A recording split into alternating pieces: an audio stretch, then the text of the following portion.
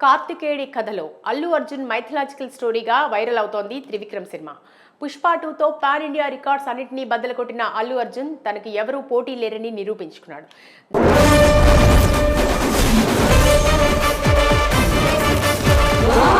దాదాపు 1900 కోట్లకు పైగా కలెక్షన్స్ సాధించి నెంబర్ 1 హీరోగా అగ్రస్థానానికి చేరుకున్నాడు.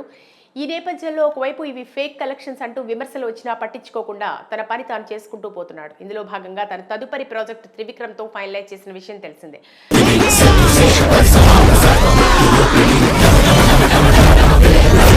మైథలాజికల్ కథగా ఈ సినిమా ఉండబోతోందని చాలా కాలంగా ఫిలిం నగర్లో వార్త చక్కర్లు కొడుతోంది.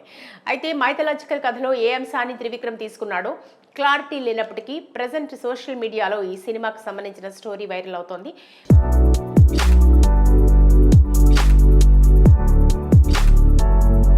మరి ఆ విషయంలోకి వస్తే శివుడి తనయుడు యుద్ధదేవుడిగా పిలువబడే కార్తికేయ జర్నీ ఆధారంగా ఈ మూవీని తెరకెక్కిస్తున్నారట. తండ్రి అయిన మహాశివుణ్ణి తిరిగి కలవడానికి బయలుదేరినప్పుడు అతని ప్రయాణం ఎలా సాగిందనే కథాంశంతో ఈ చిత్రాన్ని రూపొందించే ప్లాన్లో ఉన్నారు మాటల మాంత్రికుడు త్రివిక్రమ్.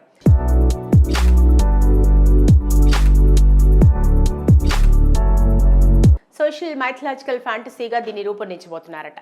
భారీ కాన్వాస్ పై ఈ చిత్రాన్ని తెరకెక్కించే ఆలోచనలో త్రివిక్రమ్, అల్లు అర్జున్ నిర్మాతలు ఉన్నారు. ప్రస్తుతం దీనిపైనే దర్శకుడు త్రివిక్రమ్ వర్క్ చేస్తున్నారు. ఈ సమ్మర్లో సినిమాని ప్రారంభించే ఆలోచనలో ఉన్నట్లు సమాచారం.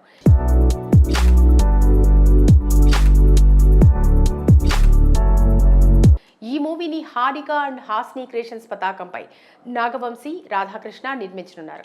మరి ఈ రూమర్ వార్తల్లో నిజమెంత అనేది తెలియాల్సి ఉంది. ఇదే నిజమైతే త్రివిక్రమ్ దాన్ని అదే రేంజ్లో తీయగలిగితే సినిమా ఫలితాన్ని ఊహించడం కూడా కష్టమే అని చెప్పొచ్చు.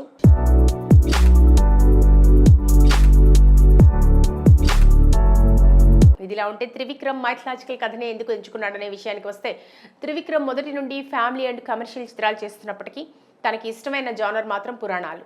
ఎన్నో సందర్భాల్లో పలు వేదికలపైన త్రివిక్రమ్ మాట్లాడినప్పుడు పురాణాల్లోని అంశాలను గుర్తు చేస్తుంటారు.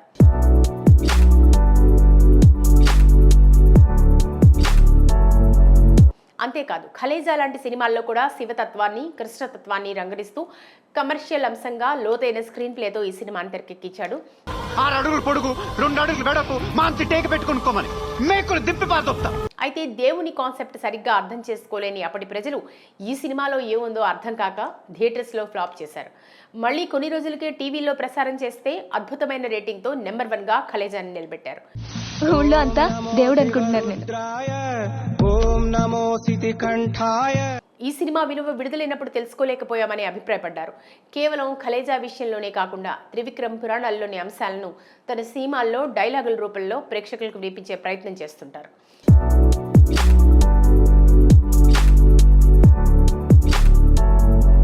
ఇంకో ముఖ్యమైన విషయం ఏంటంటే, త్రివిక్రమ్ మొదటిసారిగా పాన్ ఇండియా స్టోరీతో రాబోతున్నాడు కాబట్టి దేశంలో ఉన్న ప్రేక్షకులందరికీ ఈ సినిమా నచ్చాలంటే ఖచ్చితంగా అందరూ ఇష్టపడే అంశాన్ని బలంగా చెప్పాలి.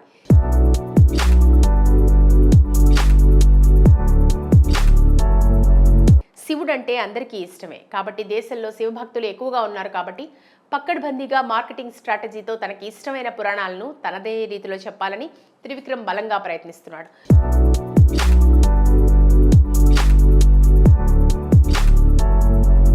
మరి చాలా చాకచక్యంగా ఎక్కడా తడబాటు పడకుండా అడుగులు వేస్తున్న త్రివిక్రమ్ ప్లాన్ వర్కౌట్ అవుతుందో లేదో చూడాలి.